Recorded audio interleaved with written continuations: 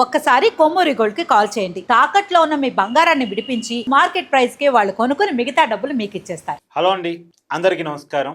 రాజకీయాల్లో ఉన్నప్పుడు, అది కూడా బాధ్యతాయుతమైన స్థానాల్లో ఉన్నప్పుడు, ప్రజా జీవితంలో ఉన్నప్పుడు చాలా జాగ్రత్తగా మాట్లాడాలి. జాగ్రత్తగా మాట్లాడకపోతే, మాట తూలితే అవతల వైపు నుంచి కూడా అదే రకమైన మాటలు వస్తాయి. కొద్దిగా అటు ఇటుగా అవతల వాళ్ళకి కొద్ది సంస్కారం ఉందనుకోండి, అంత కాకపోయినా ఎంతో కొంత వస్తాయి. కానీ మాట తూలేటప్పుడే ఆలోచించుకోవాలి. నేను మాట్లాడుతుంది తప్పు కదా, నా స్థాయి కాదు కదా ఈ మాటలు అనేది ఆలోచించుకోవాలి. లేటెస్ట్గా వైఎస్ జగన్మోహన్ రెడ్డి గారు అద్దంకి నియోజకవర్గానికి సంబంధించినటువంటి నాయకులతో, కార్యకర్తలతో సమావేశమయ్యారు. ఆ సమావేశంలో గూగుల్ డేటా సెంటర్ తెచ్చింది నేనే, పోలవరం కట్టింది నేనే, వెలిగొండ ప్రాజెక్టు కట్టింది నేనే, ఆర్సెల్ఆర్ మిట్టర్ ప్రాజెక్ట్ తీసుకొచ్చింది నేనే, కాకపోతే చంద్రబాబు నాయుడు గారు ఆ క్రెడిట్ని చోరీ చేస్తున్నారు, దోపిడీ చేస్తున్నారు అని చెప్పుకున్నారు. సరే, వైసీపీ పార్టీ తరఫున క్రెడిట్ కోసం ఆయన ఏదో చెప్పుకునే ప్రయత్నం చేశాడు. సరే, అది నమ్మేవాళ్ళు నమ్ముతారు, నమ్మరు, అది వదిలేయండి. కానీ ఒక మాట మాట్లాడారు. చంద్రబాబు నాయుడు గారి ముఖ రంధ్రాన్ని చూసి నేను చెప్పడం కొద్దిగా ఇబ్బందిగా ఉంది, మీరే చూడండి ఒకసారి. తర్వాత నక్కపల్లిలో మన హయాంలోనే వీళ్ళకి భూములు చూపించిన తర్వాత నక్కపల్లిలో వీళ్ళు ఎన్నికలకు మునిపే రావడము, నక్కపల్లిలో భూములు కూడా చూసుకోవడము, భూములు వాళ్ళకు నచ్చడము, అక్కడ ఆల్రెడీ అప్పటికే ఏపీఐసి భూములు మన దగ్గర ఉన్నాయి. ఆ భూముల్లో నుంచి వీళ్ళకి 2200 ఎకరాలు మనం అప్పటికే సూత్రప్రాయంగా వీళ్ళకి ఇవ్వడం కూడా జరిగింది. సూత్రప్రాయంగా ఇచ్చేదానికి అడుగులు ముందుకు కూడా వేశాం. ఈ లోపల ఎన్నికల కోడ్ వచ్చింది. ఇది జరిగింది. ఇక్కడ చూస్తే ఎన్నికలు అయిపోయిన తర్వాత చంద్రబాబు నాయుడు గారు మనం అంత దూరం తీసుకొచ్చిన ప్రక్రియను ముందుకు తీసుకుపోయినాడు. అంతే ఈయన చేసింది. ఓ జూమ్ కాల్ పెట్టుకున్నాడు, మాట్లాడినాడు, అంతే. ఇప్పుడు చూస్తే పేపర్ చూస్తే ఏమనిపిస్తుంది, అసలు మిట్టలనేవాడు చంద్రబాబు నాయుడు సుందర ముఖార విందాన్ని చూసి ఈ మాట మాట్లాడారు.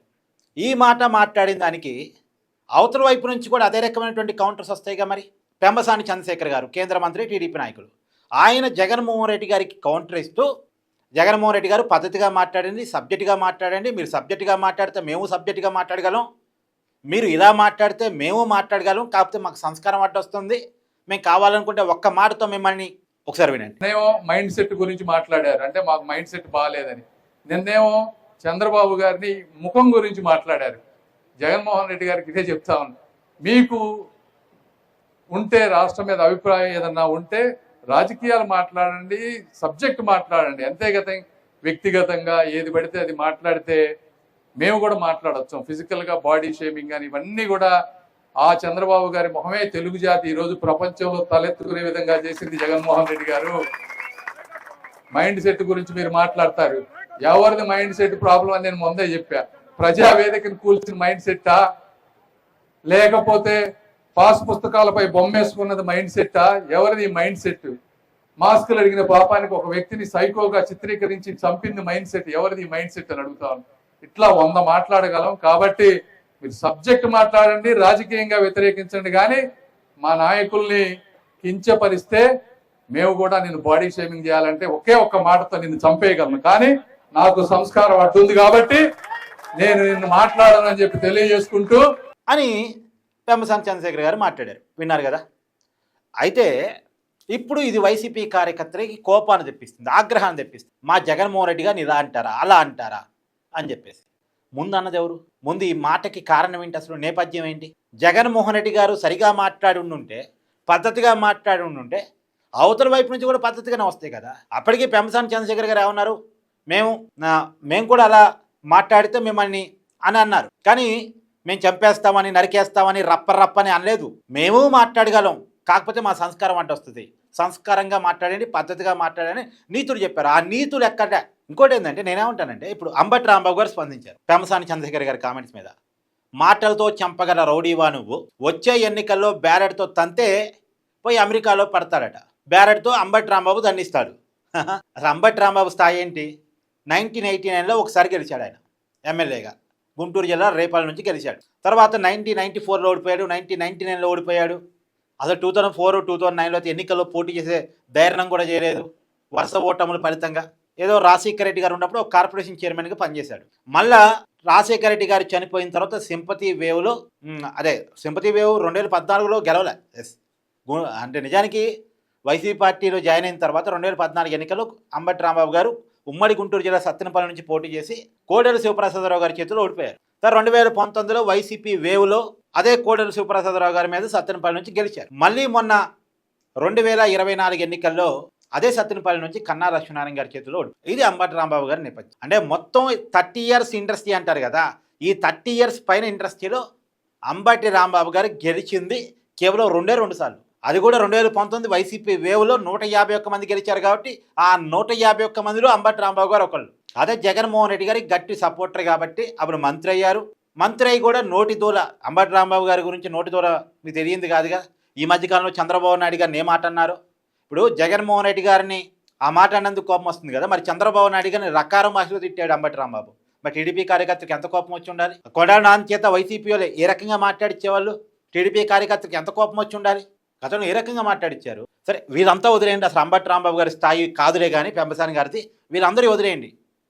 నిజానికి పెంపసాని గారి స్థాయి గురించి మాట్లాడుకుంటే ఆయన ఓయూలో వైద్య విద్యని కంప్లీట్ చేసుకుని అమెరికా వెళ్ళారు. అమెరికాలో కంపెనీ పెట్టుకున్నారు.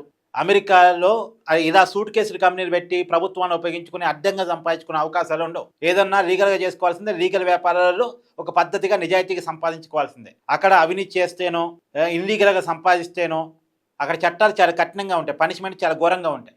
కాబట్టి అక్కడ నిజాయితీగా వైట్ మనీని సంపాదించుకున్నాడు. తిరిగి ఆంధ్రప్రదేశ్ మీద ప్రేమతో ఇక్కడ రాజకీయాలకు వద్దాం అనుకున్నాడు. 2014 ఎన్నికల్లోనే పోటీ చేద్దాం అనుకున్నాడు. రాష్ట్ర విభజన అయినటువంటి పరిస్థితుల్లో సరే అప్పుడు టీడీపీ వాళ్ళు ఆయన అడిగిన సీట్ ఇవ్వలేదు. రాయపాటి సాంబశివరావు గారికి నర్సరావుపేట ఇచ్చిన తర్వాత ఆయన కొంత కామైనట్టున్నారు. 2019 ఎన్నికల్లో కూడా సీట్ అడిగారు, కాలేదు, వర్కౌట్ కాలేదు. 2024 ఎన్నికల్లో గుంటూరు ఎంపీగా అవకాశం ఇచ్చింది టీడీపీ పార్టీ. దాన్ని ఉపయోగించుకొని ఎంపీగా గెలిచారు. ఫస్ట్ టైం ఎన్నికల్లో పోటీ చేసి కేంద్ర మంత్రి కూడా అయ్యారు. కేంద్ర మంత్రిగా పెంపసాని గారి పనితీరు గురించి మీకు తెలియంది కాదు, నరేంద్ర మోడీ గారు మెచ్చుకుంటున్నారు ఆయన పనితీరు గురించి. అయితే ఇక్కడ నేను చెప్పదలుచుకున్న మాట ఏంటంటే, ఇప్పుడు పెంపసాని గారు మాట్లాడిన మాటలు అంబటి గారికి కోపం తెప్పించి ఉండొచ్చు. మరి అంబటి గారు మాట్లాడిన మాటలు ఎంతమంది కోపం తెప్పించి ఉన్నాయి. అసలు అంబటి గారు కాదండి, జగన్మోహన్ రెడ్డి గారు మాట్లాడిన మాటలు ఇక రిపీట్. ఎన్నిసార్లు జగన్మోహన్ రెడ్డి గారు మాట్లాడిన మాటలు జనసేన కార్యకర్తల కోపం తెప్పించి ఉండాలి. ఇప్పుడు ఇదే చంద్రబాబు నాయుడు గారిని ఉద్దేశించి జగన్మోహన్ రెడ్డి గారి గతంలో నీళ్ళని బాయలు చూసుకోమని, ఏజ్ అయిపోయింది మూలను కూర్చొని కృష్ణారామ అనుకోమని ఏ రకంగా మాట్లాడారు. అసలు జగన్మోహన్ రెడ్డి గారు మాట్లాడాల్సిన మాటలు అవి. ఒక్క చంద్రబాబు నాయుడు గారిని ఉద్దేశించే కాదు, సొంత చెల్లిని ఉద్దేశించి కూడా చెల్లి కట్టుకున్న చీర మీద కామెంట్ చేశారు.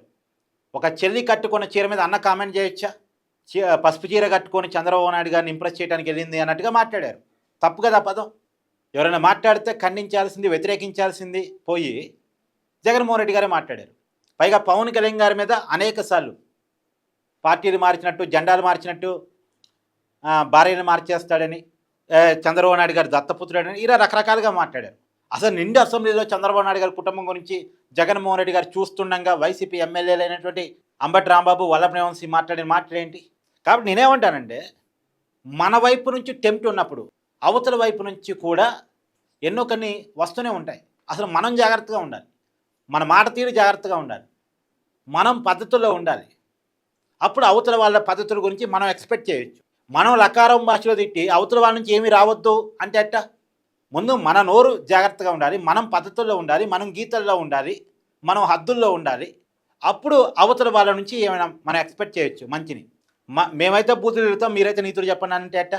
సో జగన్మోహన్ రెడ్డి గారి మాట తీరు, ఈ కామెంట్స్ మీద మీ అభిప్రాయాన్ని కామెంట్ చేయండి. Thank you.